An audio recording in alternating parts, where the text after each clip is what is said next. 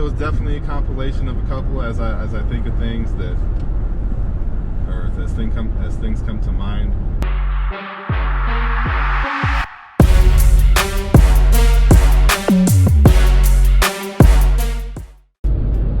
Alright guys, today we're talking about driving a 20-year-old Benz and what it's like.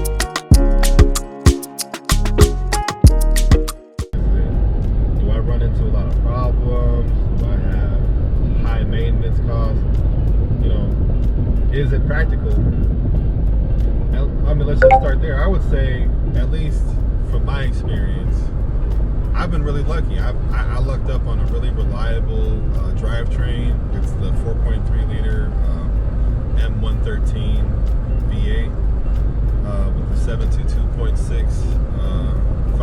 5-speeder. I think it's a 5-speed automatic. And you know, I bought the car for $900. $900 with a little rear end damage, and I haven't had to do really anything except oil changes.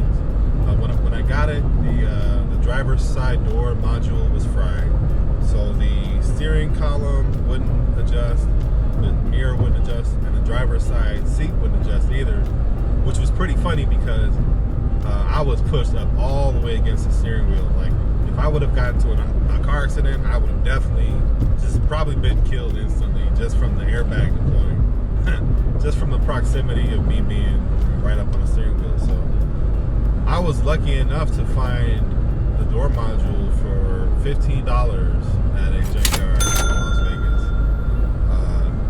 You know, luckily it was the right part. Luckily it was, you know, the thing that was wrong, and it fixed all of the issues. And I think the part from Mercedes was somewhere between $200 and $300 brand new. So for me to have found it for $15, you know, that was huge. Just, you know, I got full seat adjustability now. My headrest doesn't work, but that's like minor, you know, that's minor stuff. It's a 20-year-old car, so sometimes you're gonna run into stuff that like breaks or, you know, issues like my rear window regulators. Both of the gears are cracked on those, and that's a well-known problem on these.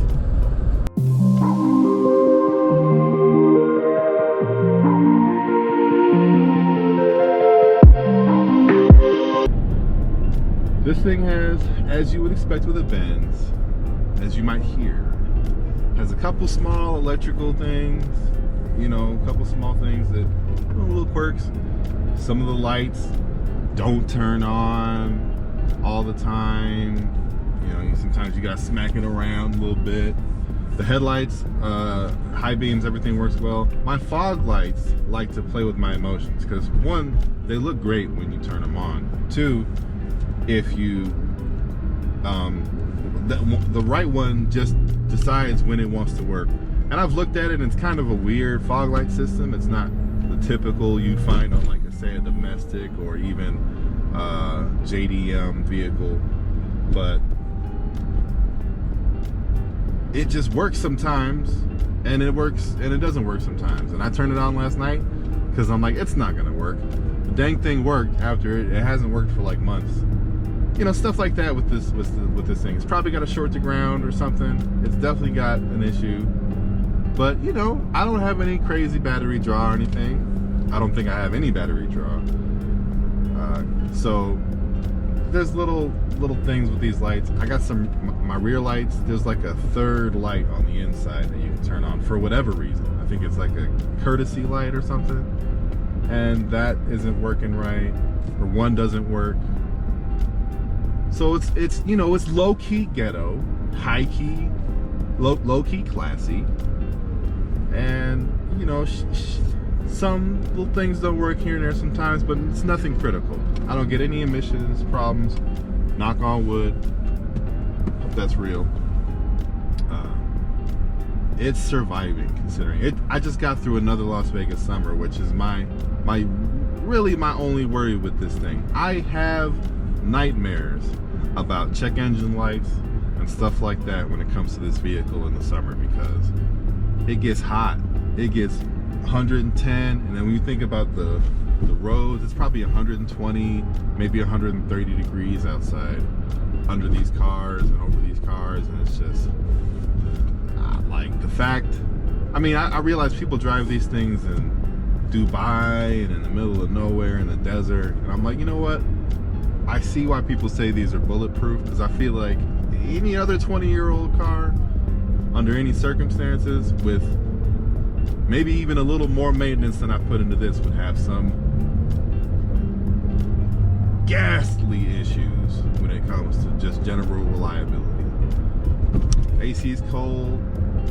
Shouts out to my boy Tev and the class. Because shouts out to my boy Mr. 20 West in the class, because that man is an AC. He's the guy. We need to get him set up so he can start running his business. Speaking of which, I've got a lot of plans.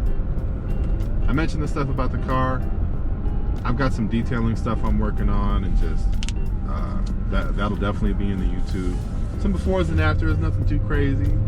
You know, just trying to scrape up a little cash here so I can survive, but also start working on some more builds. I got some things I want to work on, some plans. I always want to have more cars and more. Would like to complete this one. This would be, if I can complete it, it'd definitely be a burnout, donut vehicle. You know, maybe a little no prep here and there.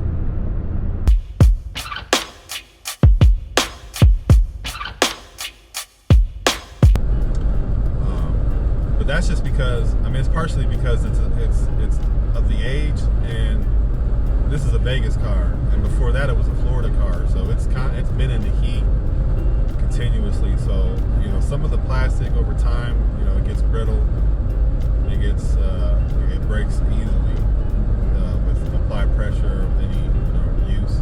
But certain things I've been really surprised about. When I first got the car, the sunroof was all sticky, like it wouldn't work unless you like kept pushing the button. But I kept doing it, and then it started working normally. It works perfectly fine now. There was something else that didn't work when I got it, and I just kept using it, and it worked again normally.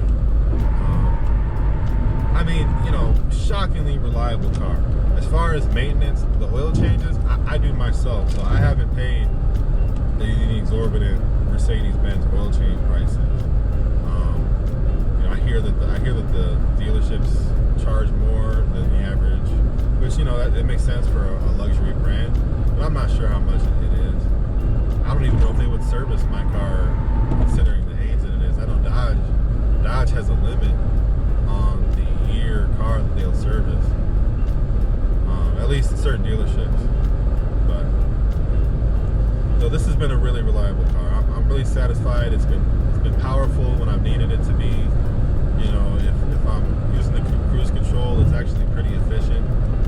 Right now, my average is 20.3 miles to the gallon, which, you know, isn't bad for a V8. And I drive this thing. I push this thing pretty hard for an older car.